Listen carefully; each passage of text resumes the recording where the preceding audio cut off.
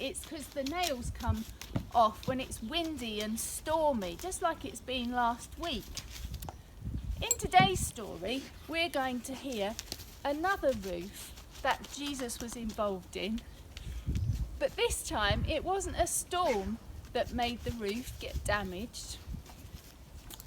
You see, everybody had started to hear about Jesus' miracles and his teaching, and they were so astounded that they wanted to see and hear for themselves. Jesus was teaching in a particular house, and everyone crowded round outside. That's the normal people of the village, people from the town, people from very far away, and also the religious readers. They were called Pharisees, and they wanted to trip Jesus up with his teaching. At the edge of the crowd was a paralysed man, carried by a few of his friends on a stretcher. These men were desperate to get inside the house so he could lay the crippled man before Jesus, but there was no way to get through the door. Then one man had an idea. They climbed up on the roof and took the stretcher with them.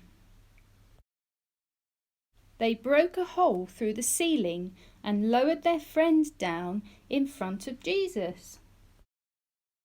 When Jesus saw their faith and what they had done to get the man in the room, he said to the crippled man, "Friend, your sins are forgiven."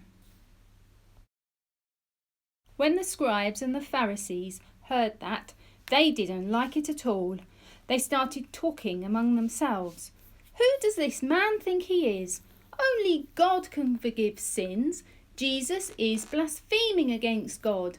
They believed that Jesus was only a man, and it is a sin for any human being to say that they are equal to God. Jesus knew what they were thinking, and he said to them, "Why are you asking these questions in your hearts? Which is easier to say, 'Your sins are forgiven,' or to say, 'Rise and walk'? To prove to you that I, the Son of God, have the right and the power to forgive sins."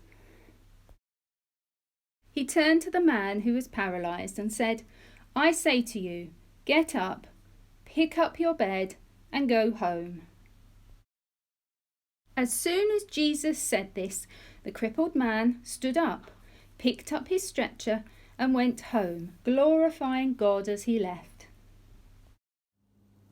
You see, the religious rulers were wrong to be critical of Jesus, but they were right to say that only God can forgive someone's sins. You see, you and I can forgive people when they do wrong to us, but we can't forgive a person for their sin against God. Only God can do that. Jesus wasn't forgiving the crippled man for breaking through the roof. He was forgiving him for all the times he disobeyed God and did things his own way. That's why the Pharisees and the teachers of the law were so upset. They didn't realise that Jesus was God.